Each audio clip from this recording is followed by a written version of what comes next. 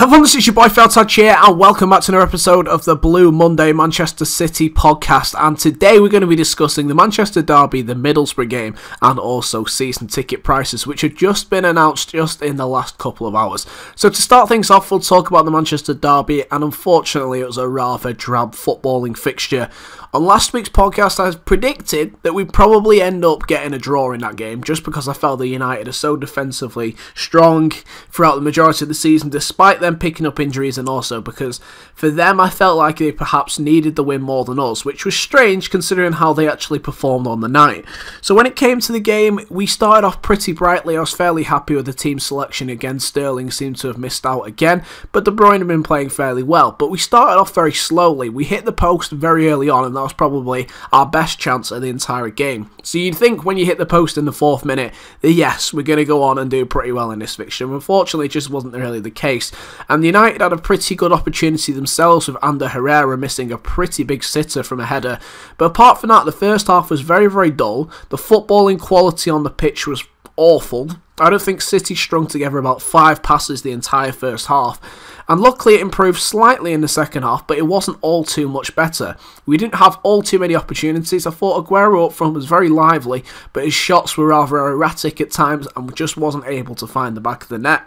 And then in the second half, of course, the main talking point was the Fellaini red card, and it was a clear stonewall red card, as much as United fans might want to complain about it on Twitter and all these other social media networks. Unfortunately, the reality is if you go and put your head towards another person and move it towards them in that direction a few seconds after you've just been booked. I mean, he could have got a second yellow for the challenge he did just straight away after the yellow card in the first place, but the referee decided to just leave that, especially when you go and headbutt someone and then you go and get sent off. So he says completely his own fault, and I think it was a deserved red card for Fellaini. But unfortunately we weren't able to capitalise, and it just meant that they put even more defenders on. You can see why they have drawn a ridiculous number of games this season. I can't remember exactly how many they've drawn, but it's a huge amount. I mean, they've been poor at home, they've been poor away from home, and despite them spending a lot of money, perhaps the standard of football hasn't particularly improved. I don't know. I speak to a lot of United fans, and they're probably just a little bit in awe of Mourinho, just in the same way that we're probably a little bit in awe of Guardiola at times. I mean, the big names managers in Guardiola and also Mourinho, you sometimes just think, well, we'll give it a few more years, give it a bit more time, we'll see what happens. Whereas if it was a Pellegrini performance or a Van Gaal performance, interestingly, I'm sure a lot of people will be critical of both City and United on those days. But at the end of the day, we unfortunately weren't able to score a goal. I did a vlog of the fixture. If you've not seen that, that's on my channel as well. And I don't particularly like recording much of the game because I'm so immersed in the fixture and the atmosphere and the whole aura of the whole event. I'm not really too focused on getting my camera out all too much, but it's still a pretty decent video in my opinion, so go ahead and check that out if you've not seen it already. A little bit of a shameless plug there, but you know what? I've got to do it because apparently YouTube apparently is in such big problems at the moment that I make no money whatsoever from YouTube anyway, but nonetheless, go ahead and check out the video and make me about 5 pence, please. So there you go. And also at the end of the fixture we scored. Unfortunately it was offside, the right refereeing decision for a change, which is, you know what, I commend referees who actually make big decisions in big fixtures, because lots of times this season we haven't really had the refereeing look, and we'll move on to that later on in the Middlesbrough game. But it was offside. Everybody around me and the whole crowd's jumping around, and I just looked straight away to the lino because he just looked at, I don't know what it was, something about the goal just seemed a little bit wrong.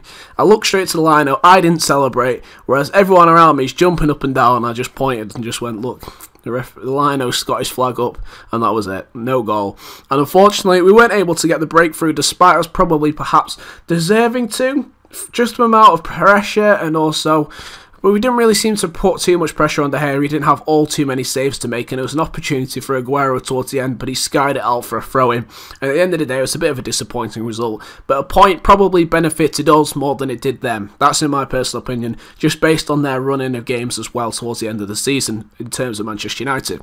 Then it came to Sunday's fixture against Middlesbrough, and for this game I wasn't actually able to watch it because I had a football game out of my cup final, which we won by 3 goals to 2, I should say. And it's a good result for us, but in terms of Manchester City, it wasn't too great. I've seen the highlights, so I haven't really watched the full game, so it's difficult for me to analyse it, so I'm going to have to be able to just sum this up quickly. So poor defensive display, wrong team selection, and some very, very poor shooting on goal. That's what I seem to get the impression of from watching the game. The 5 at the back system, which has been very, very popular in Europe, in the Premier League this season. We've seen Chelsea adopt it, we've seen Spurs go for it, West Brom have been doing it for the last couple of years, and also Arsenal have adopted it more recently. 2 varying levels of success. But in terms of City this season, the 5 at the back for us hasn't worked whatsoever. All the 3 at the back, whichever way you want to look at it, 3 at the back going forward, 5 at the back defensively. And as soon as I saw the team, when you see Kolarov, Clichy in the same side, you're thinking, oh god, this is never going to end well. And then followed up by Navas at right wing back, which at times he's done okay in, but at the end of the day, he's still not a defender. Yes, he's quick, and he's fairly decent at the back, but unfortunately, still, he's not at the quality which we need to be at. And unfortunately, our defensive display in this game wasn't good enough. This is a side against Middlesbrough, which have barely scored all season. Yes, they are playing for their lives at the moment to try and stay up in the Barclays Premier League, but at the end of the day, we have to do so much better in order to keep these teams out and stop them from scoring, because it's just such a poor display. You should be winning games like that. I mean, most of the time this season, our away record has been probably the best I've ever seen. I don't really know why, but we've been better away from home at times than we have been at home, and I think that's one positive which we can take away from this season. But in this particular circumstance, it didn't particularly work out too well. Alex Garcia started in this game. I don't think it was really the right fixture to play him in.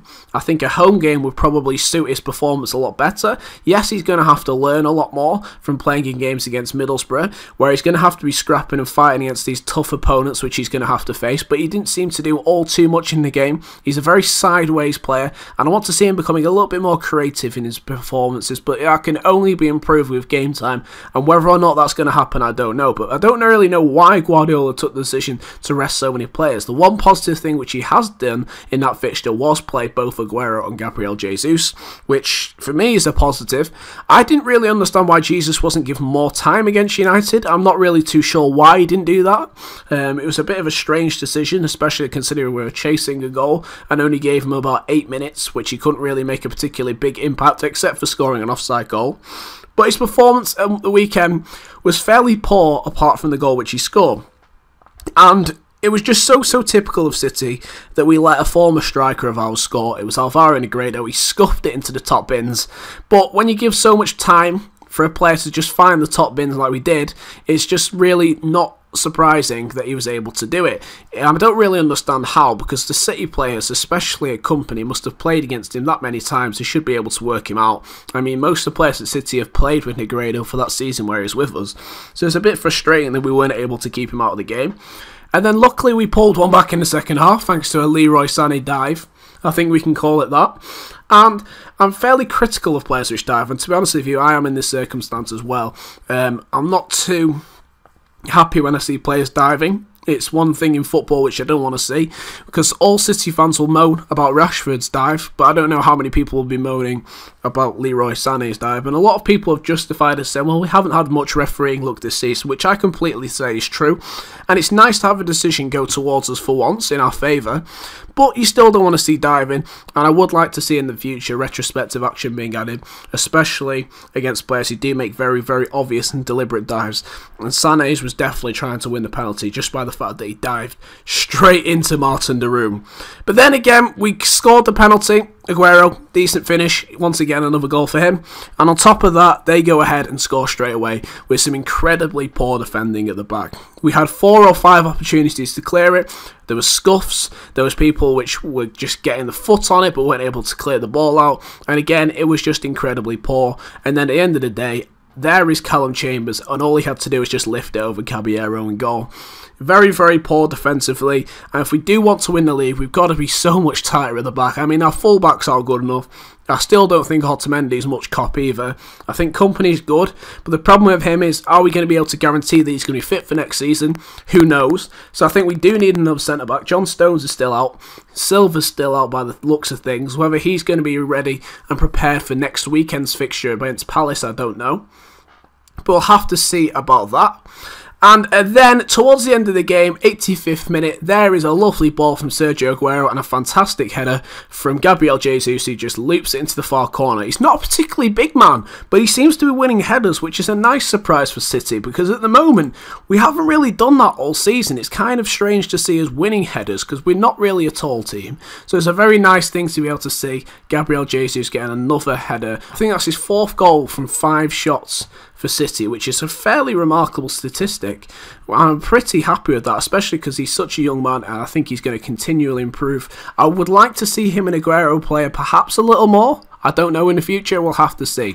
So on Monday, the day after the fixture, it was a disappointing result, but then it was compounded by some more disappointing news for football fans at Manchester City Football Club that season ticket prices were going to be increased once again for next season. Now, these prices include an increase of between £10 to usually around £35 around the ground.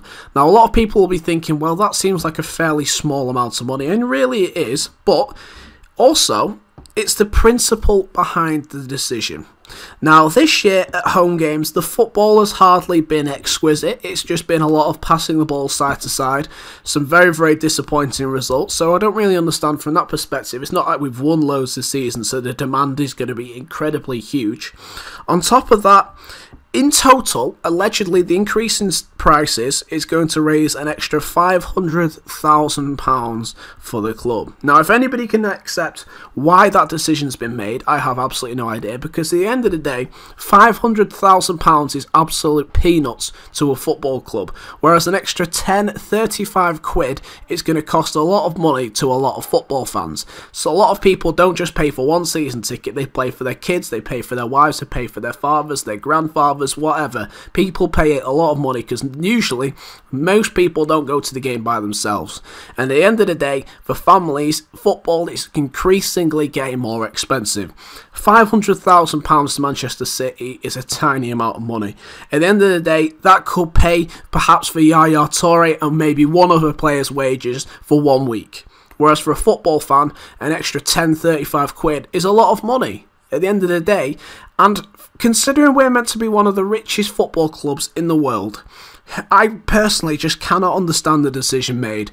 I mean, what is an extra £500,000 to Sheikh Mansour, whereas an extra couple of grand, whereas an extra couple of quid to a football fan is usually quite a lot of money. Manchester City Football Club, at the end of the day, historically has been a club of working class fans from the local area going to support the club. And for the most part it is. But a lot of games are seeing increasingly large numbers of tourist fans coming to games, which is ruining atmospheres, and by increasing prices year on year, it's pricing out good, loyal, working class Manchester City fans who go to games and make an atmosphere out of coming to football games. And it personally, for me, considering the fact that Guardiola has been complaining sometimes about atmospheres at games this season, I completely understand that. Why is the club then deciding to increase prices at the end of the season? It makes absolutely no sense. Considering we're supposedly meant to be the richest football club in the world, why are prices not going down? An extra £500,000, £1 million means nothing to City. All it does is just massage over a few figures in the accountant's book. And to be honest with you, I personally think it's a disgraceful decision to increase stadium prices once again. I'm a big supporter of the 20s Plenty campaign. The last couple of seasons we've seen the introduction of £30 tickets this last season. I think it's been pretty positive for away games. But still, more work needs to be done to reduce the prices at home games and also away games. This year, we've seen football fans of Manchester City having to turf out their seats for the new introduction of a new tunnel, which makes absolutely no sense to me. Yes, it might look fairly nice aesthetically, but those tickets next to the front of the ground were near behind the dugouts, allegedly costing £6,000 a season. Now, that is only going to increase the more numbers of tourist football fans and people who are sort of just like, it's more of a societal show, you know what I mean? It's like a thing to show people, well, I've got a season ticket at City, I pay £6,000 or whatever. It's one of those sort of things for rich people to go ahead and say, well, look what I've got a season ticket at City which cost me £6,000, come down to my box this weekend, that sort of thing.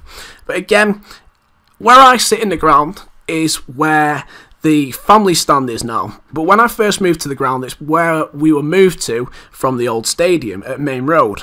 And we sat next to, all the people who sat next to us at Main Road, we were pretty much in the exact same spot as where we were, in the North Stand back at Main Road. I mean, it's what the North Stand is now at City, but now it's termed, I suppose, the family stand in that section. And Gary Cook, when he came in at Manchester City, he decided to move the family stand, and loads of people near us who we sat next to at Main Road for years, knew them all well, all had to get turfed off to different areas of the ground, and that was a disgraceful decision at the time.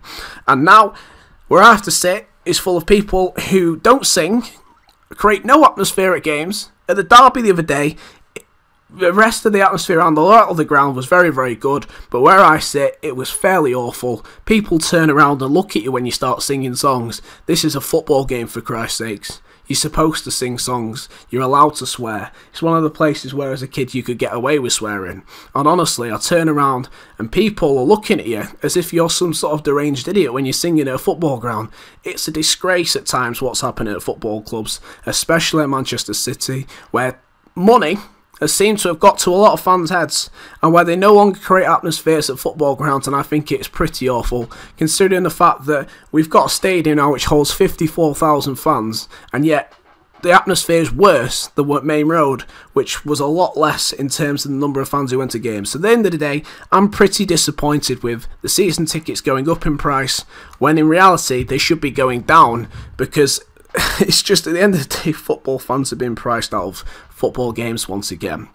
But then again, there's my rant over, and now it's time to look at the Crystal Palace game ahead of this weekend. And whether Manchester City will have a fit team, I don't know. We keep on losing players consistently. But Palace at times have been good and also bad at times this season. They lost 2-0 to Burnley at the weekend and they looked pretty poor in that game. They also had another goal chalked off Burnley, so it could have been 3-0 at the end of the fixture. But it's difficult for them because they're in a position now where they could still go down, but I doubt it. But they could also perhaps push on a little bit further. And they've still got quite a lot to play for, but in more recent years, Palace haven't had a particularly good record against us. I went to the away fixture earlier this season, and the only thing which they've got about them is quick wingers, and a nice ball into the box could perhaps set Benteke free. And at the moment, they've been putting in good shifts against the top teams, and it wouldn't surprise me if they come to the Etihad next week and also beat us. They beat Liverpool, they've beaten Chelsea at Stamford Bridge, they beat Liverpool at Anfield. Who's to say that they aren't going to turn up at City and beat us at the weekend? And especially after us putting in very, very poor performances over the whole of April. April has been a very, very disappointing month for us City fans.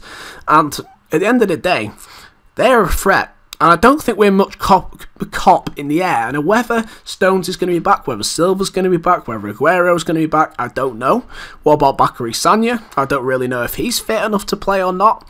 But we'll have to see which players are playing at the weekend. I would quite like to see the four perhaps going forward.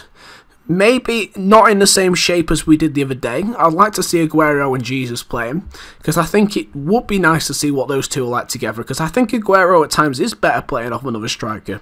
The season where we last won the league, he played with Negredo for a lot of the season and played off him, and those two as a combination worked really well for at least half a season. But at the moment, he's relying on himself to create chances, and I don't think he's the most creative of players all the time. I think he's a very, very good finisher, and I think sometimes he needs help. I think he's a little bit better just playing slightly behind the main striker at times. Where he first came to the football club, he was playing in that role, and he was doing it at Atletico Madrid as well, playing behind certain other players like Forlan, for example, and he used to do the business there, playing in that role. So it'll be nice to see how he gets on.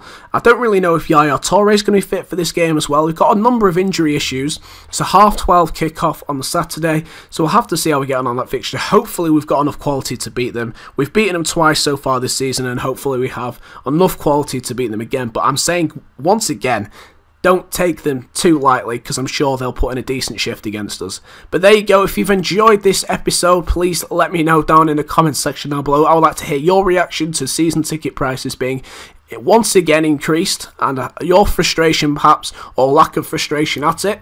Thank you very much for watching. Please like, subscribe, and check out links in the description below. Arrivederci.